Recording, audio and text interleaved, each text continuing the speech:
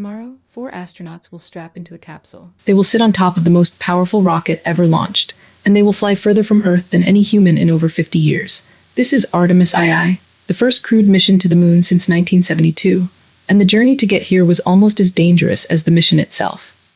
Last time humans went to the moon was December 1972, Apollo 17. Since then, no human has left low Earth orbit. That is over 50 years. An entire generation grew up without seeing a person walk on the moon. But on April 1st, 2026, that changes. NASA is sending 4 astronauts on a 10-day trip around the moon and back. They will not land on the surface. Not yet. This mission is a test flight. Think of it this way. Before you drive a brand new car across the country, you take it around the block first. That is what Artemis II is, the test drive. The spacecraft is called Orion. It was built to carry humans into deep space. It flew once before in 2022 on Artemis I, but that mission had no crew. It was empty. Now, for the first time, 4 humans will be inside, and the stakes could not be higher. Wait, if we already went to the moon in 1969, why did we stop? Between 1969 and 1972, NASA sent 9 missions to the moon. 6 of them landed successfully. 12 astronauts walked on the surface. They collected 842 pounds of moon rocks. They planted flags. They drove a car on another world. And then it just stopped. Apollo 18, 19, and 20 were all cancelled. The reason was simple: money. Each Apollo mission cost about $25 billion in today's money. The Vietnam War was draining the budget. The public lost interest. People stopped watching the launches on television. So NASA moved on. The Space Shuttle, the International Space Station. Important programs, but none of them went beyond low Earth orbit. For 50 years, the moon just sat there, waiting. Now we are going back, and the technology is completely different. The Apollo capsule had less computing power than a modern smartphone. The Orion spacecraft has 1.3 million lines of code. Apollo could support astronauts for about 2 weeks. Orion is designed for missions lasting up to 21 days. Apollo's heat shield was designed for one use. Orion's can be refurbished and reused. It is the most advanced spacecraft ever built to carry humans. And Artemis II is its first real test. Artemis II crew is unlike any crew in space history. Commander Reid Wiseman is a Navy veteran. He flew to the International Space Station in 2014 and spent 6 months in orbit. He will lead this mission. Pilot Victor Glover will become the first person of color to fly beyond low Earth orbit. He will be the first black astronaut to leave Earth's neighborhood and head toward the moon. Mission Specialist Christina Koch holds the record for the longest single spaceflight by a woman. She spent 328 days on the space station in 2019, almost an entire year in space. She will become the first woman to fly to the moon. And Mission Specialist Jeremy Hansen is a former fighter pilot from Canada. He will be the first non-American to travel to the moon. And here is the twist. This will be his very first spaceflight. 4 astronauts, 4 historic firsts, 1 mission. To get these 4 astronauts to the moon, NASA built the most powerful rocket in history. It is called the Space Launch System, or SLS. It stands 322 feet tall. That is taller than the Statue of Liberty. At liftoff, it produces 8.8 million pounds of thrust. That is 15% more power than the Saturn V rocket that took Apollo astronauts to the moon. It is nearly double the power of the Space Shuttle. 2 solid rocket boosters provide over 75% of that thrust in the first 2 minutes. Each booster alone produces 3.6 million pounds of force. 8 minutes after launch, the crew will be in orbit around Earth, moving at 17,500 miles per hour. But that is just the beginning. There's something most people do not realize. The Orion capsule is tiny. The crew cabin is about 316 cubic feet. That is roughly the size of a large SUV. 4 adults will live in that space for 10 days. Eating, sleeping, working, and exercising. All in a volume smaller than most bathrooms. There is no shower. Astronauts use wet wipes to stay clean. There is no kitchen. Meals come in pouches that are heated with warm water. And the toilet is a small device mounted to the wall called the Universal Waste Management System. Privacy is a curtain. But the life support system is extraordinary. Orion's environmental control and life support system manages the air, water, and temperature for the entire crew. It removes carbon dioxide. It controls humidity. It keeps the cabin at a comfortable temperature even when the outside of the spacecraft swings between -200 and +200 degrees. Service module was built by the European Space Agency. It provides power from 4 solar arrays. It carries the main engine, and it stores the water and air the crew needs to survive. Here is a number that puts it in perspective. If any single critical system fails, the crew could be in danger. There is no supply ship coming. There is no space station to dock with. Everything they need for 10 days must work perfectly from the moment they launch. That is why Artemis I flew without a crew first. That uncrewed test flight in 2022 proved the systems could work. But testing in space with no humans is one thing.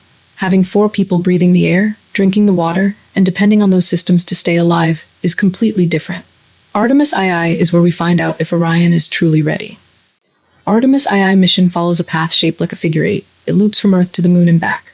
The total distance is about 280,000 miles. Here's what each day looks like. Day 1. Launch from Kennedy Space Center in Florida. Within 8 minutes, the crew reaches Earth orbit. They will spend about a day circling the planet, checking systems, making sure everything works. Day 2. The crew sets up exercise equipment inside Orion. In space, your muscles weaken fast. Without exercise, astronauts can lose up to 1% of their bone density per month, so they work out every single day. Day 3. The first trajectory correction burn happens. A small engine firing to make sure Orion stays on course. The crew also practices emergency medical procedures. They test blood pressure monitors and even practice CPR in zero gravity. Day 4. This is the big one, the translunar injection burn. This engine firing pushes Orion out of Earth orbit and sends it toward the moon. From this point, there's no quick way home. The crew is committed. Days 5 and 6. The moon grows larger in the window. On day 6, Orion will swing around the far side of the moon. The crew will come within 4,000 to 6,000 miles of the lunar surface, and for about 30 minutes they will be completely alone. No radio contact with Earth. Moon blocks all communication. Just 4 humans further from home than anyone alive has ever been. This is something only 24 humans have ever seen. The far side of the moon. No photos from the ground. No landmarks you recognize. Just an ancient, cratered world that has been hidden from human eyes for billions of years. Days 7 through 9. The journey home. 3 small engine burns adjust the path. The crew builds a radiation shelter from supplies inside the capsule. They practice emergency procedures for solar storms. Day 10, re-entry, and this is where it gets intense. This mission has real dangers. NASA does not hide them, they plan for them. Danger number 1, radiation. Earth has a magnetic field that blocks most radiation from space. It acts like an invisible shield. Once you leave that shield, you're exposed. The Artemis II crew will pass through the Van Allen radiation belts twice. These are zones of intense radiation trapped by Earth's magnetic field. Beyond them, cosmic rays and solar particles hit the spacecraft directly. If a solar flare hits during the mission, radiation levels can spike to dangerous levels within hours. NASA has a team of scientists watching the sun around the clock. If a major solar event is predicted, the crew has emergency procedures to shelter inside the capsule, using equipment and supplies as shielding. 6 radiation sensors are placed around the Orion cabin. Each crew member wears a personal radiation monitor. This is the first time these devices will be used by humans beyond Earth orbit. Danger number 2, the heat shield. When Orion returns from the moon, it will hit Earth's atmosphere at 25,000 miles per hour. That is 32 times the speed of sound. The air around the capsule will reach 5,000 degrees Fahrenheit. That is half the temperature of the sun's surface. The only thing between the crew and that heat is a shield made of a material called avcoat. Here is the concern. During Artemis I, the uncrewed test flight, the heat shield lost more material than expected. Pieces of the outer layer broke away during re-entry. NASA spent 2 years studying the problem. They found the cause. At lower than expected temperatures, gas built up inside the shield material and cracked the outer layer. NASA's review confirmed that the crew on board would have been safe. But to be extra cautious, they changed the re-entry path for Artemis II. The new trajectory reduces the time Orion spends in the temperature range that caused the issue. Danger number 3, no rescue. On the space station, if something goes wrong, astronauts can return to Earth in hours. A Soyuz or Dragon capsule is always docked and ready. On Artemis II, there is no backup, no rescue ship, no safe harbor. If a critical system fails 280,000 miles from Earth, the crew must fix it themselves. That is why NASA chose a free return trajectory. This flight path uses the moon's gravity to swing the spacecraft back toward Earth automatically. Even if the main engine fails completely, the moon's gravity will pull Orion around and send it home. This is the same type of trajectory that saved the Apollo 13 crew in 1970. Day 10 is the most intense day of the entire mission. The crew must survive re-entry. As Orion approaches Earth, it will separate from the service module. The module that kept them alive for 10 days will be discarded. It will burn up in the atmosphere. From that moment, the crew is inside nothing but the capsule. No engine, no solar panels, just the heat shield between them and destruction. Orion will hit the top of the atmosphere at 25,000 miles per hour. Within minutes, the temperature outside the capsule will reach 5,000 degrees Fahrenheit. The crew will experience forces up to 4 Gs. That means their body will feel 4 times heavier than normal. Breathing becomes harder. Moving your arms becomes a struggle. Orion uses a technique called skip re-entry. Instead of plunging straight through the atmosphere, the capsule will dip in, bounce off the upper atmosphere like a stone skipping on water, and then dive back in for the final descent. This technique spreads the heat over a longer time. It also gives NASA more control over exactly where the capsule lands. After the fireball of re-entry, parachutes deploy. First 2 small drogue parachutes to slow the capsule and stabilize it. Then 3 massive main parachutes, each 116 feet wide. Orion will slow from hundreds of miles per hour to about 20 miles per hour before hitting the water. Splashdown will happen in the Pacific Ocean off the coast of San Diego.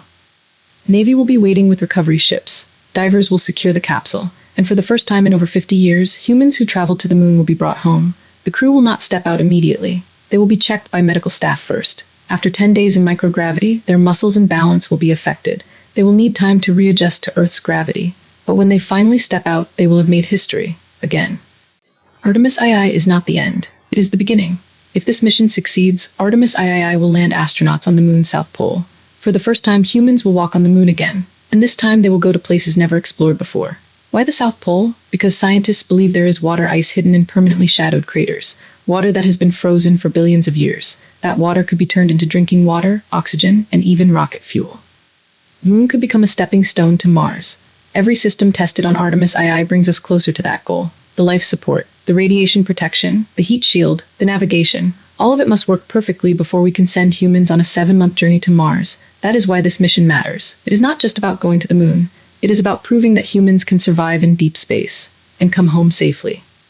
Let me show you the full picture. Artemis is not just one mission. It is an entire program with a step-by-step plan to build a permanent human presence on the moon. We are on step 1 right now. Artemis II, the test flight. 4 astronauts loop around the moon and come home. If everything works, we move to step 2. Step 2 is Artemis III. This is the one everyone is waiting for. 2 astronauts will land on the moon's surface near the South Pole. They will use a SpaceX Starship as the landing vehicle. It will be the tallest spacecraft ever to touch the lunar surface. Those 2 astronauts will spend about a week on the moon. They will collect samples from areas that have never been explored. They will search for water ice in permanently shadowed craters, and they will set up the first scientific instruments at the lunar South Pole. Step 3 is building the gateway. This is a small space station that will orbit the moon. Think of it as a rest stop between Earth and the lunar surface. Astronauts will dock with Gateway on their way to and from the moon. It will serve as a science lab, a command center, and a storage depot.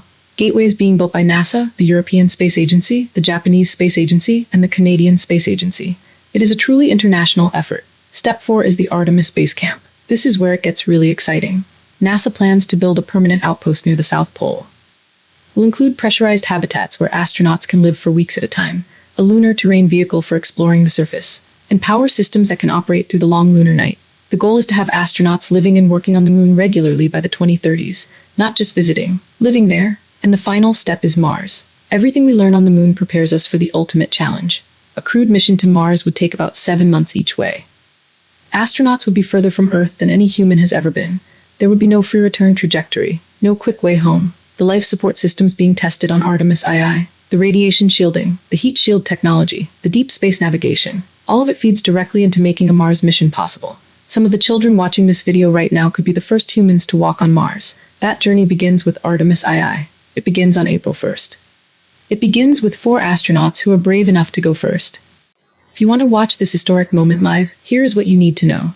The launch window opens at 6:24 p.m. Eastern Time on April 1st, 2026. The window is about 2 hours long. NASA will live stream the entire launch on their website and on their YouTube channel. Coverage begins several hours before liftoff. You can watch the crew suit up, board the capsule, and hear the final countdown. If April 1st does not work, there are backup launch windows on April 2nd, 3rd, 4th, 5th, 6th, and April 30th.